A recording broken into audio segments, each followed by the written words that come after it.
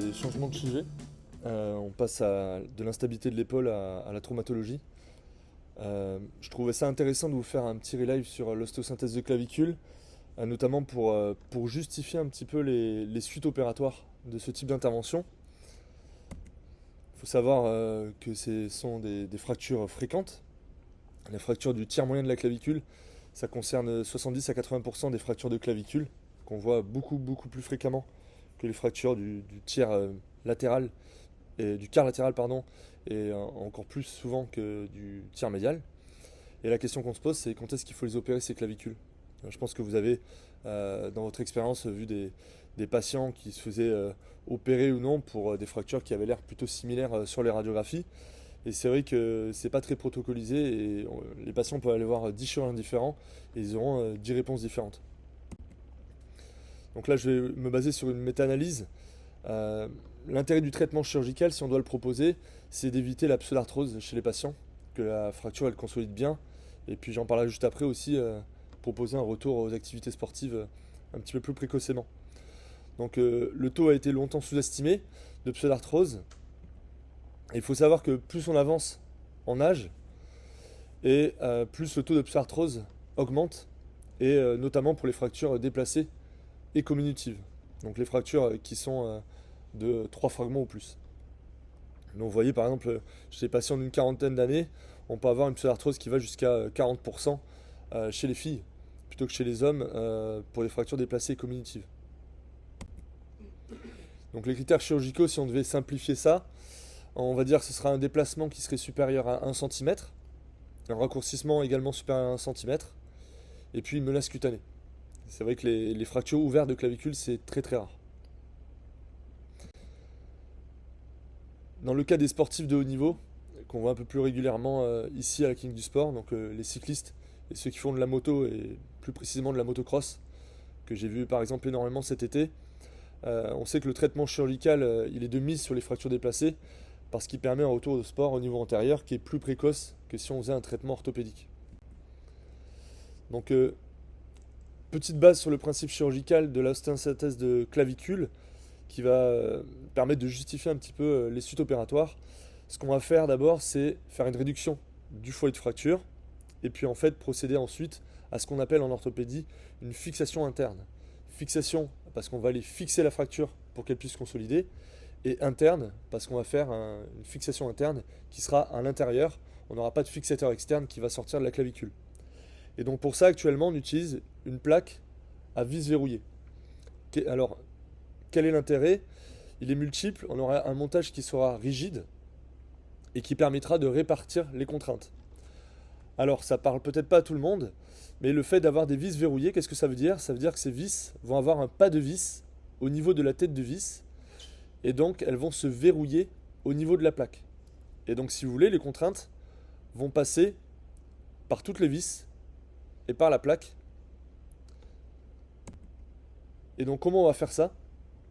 On va poser notre plaque sur notre os, aller faire d'abord un méchage qui sera bicortical, ensuite mesurer la longueur de la vis, et puis ensuite pouvoir insérer notre vis verrouillée. Donc ça, c'était juste les bases de la chirurgie pour que vous puissiez comprendre la suite. Le cas clinique que je vais vous présenter, c'est une femme de 32 ans qui fait une chute à cheval. Et là, quand je l'ai vue en consultation, on était à J15 de sa fracture du tiers moyen de la clavicule à droite. Donc on a une fracture qui est très déplacée. Il n'y a absolument aucun contact entre les fragments. Donc là, on a plus d'1 centimètre d'écart. On a ici pas de raccourcissement. On a une fracture comminutive, donc vous voyez un petit fragment intermédiaire. Et il y a même un fragment qui est au niveau, qui est en regard du fragment latéral. Donc comment ça se passe la synthèse de clavicule? Alors tout d'abord, donc là c'est une clavicule droite, et puis on va avoir d'abord le marquage au feutre de la clavicule, des reliefs osseux. Donc là si vous regardez, je suis en train de marquer au stylo, au crayon dermographique, la partie latérale et la partie médiale de la clavicule, qu'on va un petit peu mieux voir juste après. Là, c'est l'acromio claviculaire. Et donc on a les deux fragments. Le troisième fragment, il n'est pas encore palpable sous la peau. Ce que je vais faire, c'est que je vais faire une incision horizontale devant la clavicule pour éviter d'avoir la plaque juste au-dessous de la cicatrice et limiter les complications comme les infections. Alors là, on fait une dissection au bistouri électrique avec une hémostase du plan sous-cutané. Je vais mettre l'écarteur. Une petite dissection. Et puis là, ce qu'on va mettre en évidence et qu'on verra un petit peu après, ce sera une branche du nerf supraclaviculaire qui en fait innerve de manière sensitive toute cette partie-là, devant et sous la clavicule. Et le fait de protéger ce rameau nerveux peut éviter à certains patients d'avoir des douleurs ou des hypoesthésies sur ce territoire-là, qui peut être gênant, notamment après quand ils mettent leurs vêtements ou alors les sacs à dos par exemple. Donc là, ce que je vais faire, c'est que je vais d'abord libérer le fragment médial de la clavicule. Donc d'abord au bistouri électrique. Donc ça, c'est toujours une partie qui est un petit peu longue au niveau de l'intervention. C'est presque plus long que de faire la fixation interne. Et puis on va utiliser une rugine pour aller libérer la partie supérieure de la clavicule pour pouvoir après pouvoir poser plus facilement la plaque. Là, on libère l'insertion sur la clavicule du pectoral. Et là, je vais aller libérer le fragment latéral.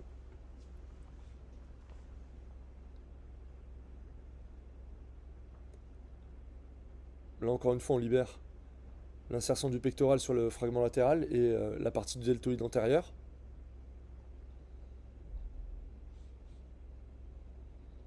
Là, c'est le rameau nerveux, si vous ne l'aviez pas remarqué.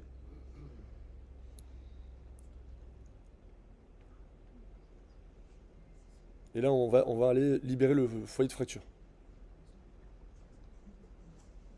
Ce qui nous permettra juste après de mettre en évidence le troisième fragment. Voilà, donc là, fragment latéral, fragment médial. Un coup d'origine encore.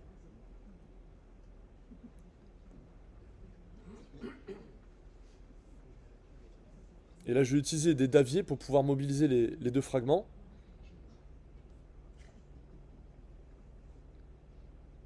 Voilà, on libère encore à la rugine pour pouvoir bien mobiliser le fragment médial. Là, on a les deux fragments qui sont visibles. Je vais mettre le deuxième fragment latéral sur un davier également pour pouvoir le mobiliser. On finit la libération à la rugine. Et là, il y a le troisième fragment qu'on voyait sur la radio au départ. Donc, malheureusement, ce fragment était complètement dévascularisé. Donc ce que j'ai fait, c'est que je l'ai retiré et puis je le fixerai à la fin de l'intervention. Donc là, l'idée, c'est d'aller faire un petit avivement du foyer de fracture. On est à J15, donc il y a de la fibrose qui commence à se faire au niveau du foyer de fracture. Donc avec une curette et une gouge, je vais aller libérer la fibrose pour pouvoir aviver l'os et pouvoir permettre une meilleure consolidation. Donc vous voyez que les daviers sont assez utiles pour pouvoir mobiliser les fragments et faire l'avivement. Voilà.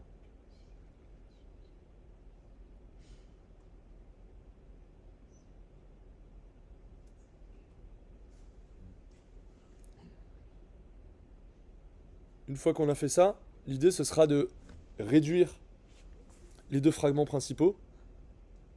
Vous allez voir comment c'est juste avant de poser la plaque. Et donc là j'avais de la chance puisque les fragments tenaient déjà. Donc j'ai pu retirer doucement mes daviers et pouvoir aller tester la plaque que j'allais utiliser.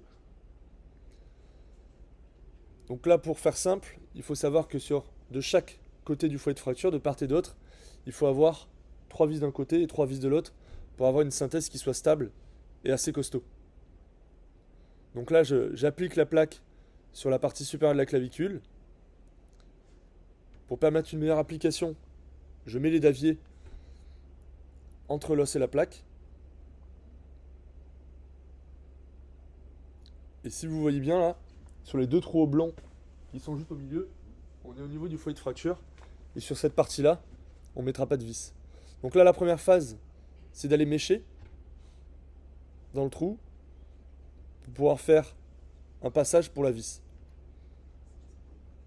Donc on mèche de manière bicorticale, c'est-à-dire la première corticale de l'os et la deuxième corticale. Là, je vais les mesurer. Donc en fait, j'ai un mesureur avec un petit crochet qui va aller crocheter la deuxième corticale et après j'ai une lecture directe. Donc là, on a mis la première vis, on met la deuxième de l'autre côté du foyer de fracture, ce qui nous permettra d'avoir une fracture stable et de pouvoir retirer après les daviers. Voilà, je peux me retirer mon davier et là, je vais mettre les 4 autres vis. Donc là, j'ai essayé de passer assez vite sur cette partie-là, c'est toujours la même chose. On mèche, on mesure et on visse.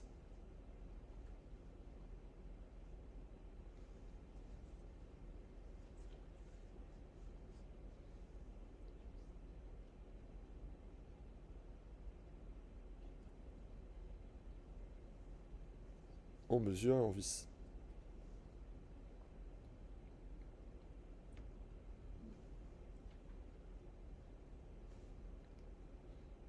Donc là, j'ai fixé mes deux fragments principaux. Et donc là, il va falloir que je rajoute le troisième fragment. Il faut dire que ce fragment, quand même, a quelques chances de nécroser ensuite, puisqu'il est complètement dévascularisé. Donc là, l'idée, c'était de le rajouter et de remettre au bon endroit. Et donc, quand on a une possibilité de faire ça, on essaie de le fixer avec une vis. Mais là, comme il n'y avait pas de possibilité, je vais faire ce qu'on appelle une ostéosuture. Donc je passe un fil qui va permettre de plaquer et de fixer le fragment contre le reste de la clavicule et contre la plaque.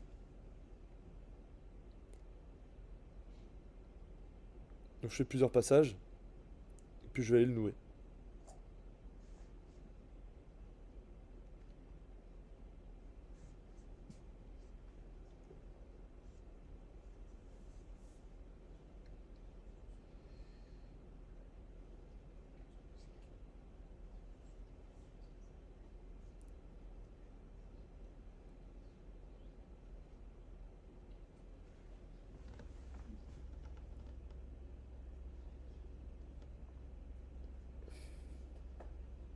Donc là, la synthèse est terminée.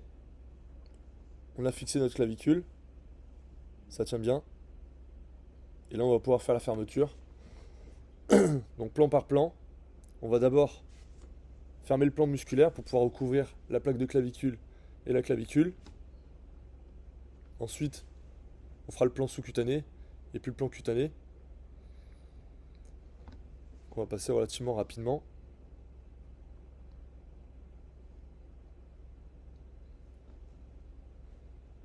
Voilà.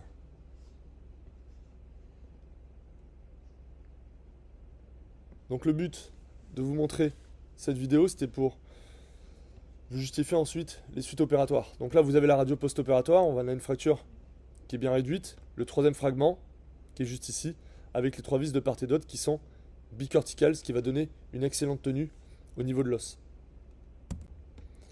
Les suites opératoires, donc c'est une immobilisation par une attelle. Donc ce qu'il faut que vous compreniez, c'est vraiment à titre antalgique. Ce qu'on fait actuellement, c'est qu'on propose aux patients de la garder une quinzaine de jours. Il y a une phase inflammatoire, il y a des douleurs post-opératoires classiques. Donc c'est toujours utile. Mais par contre, ces patients ont quand même le droit de retirer cette attelle immédiatement pour pouvoir commencer la mobilisation passive et active. La reprise des activités, la course à pied, la nage et le cheval, là c'était pour la patiente, on va dire à partir d'1 mois. Alors effectivement, attention aux chutes, la fracture elle met 3 mois à consolider. Si le patient ou la patiente a un nouvel accident avant que la fracture soit consolidée, on peut avoir, comme vous voyez sur les radios à droite, une torsion du matériel d'ostéosynthèse qui va prendre tellement de contraintes sur une fracture qui est non consolidée qui va se tordre. Et des fois, qui peut même casser. Les sports de contact et les fortes sollicitations, c'est au moment de la consolidation de la fracture, donc c'est après 3 mois.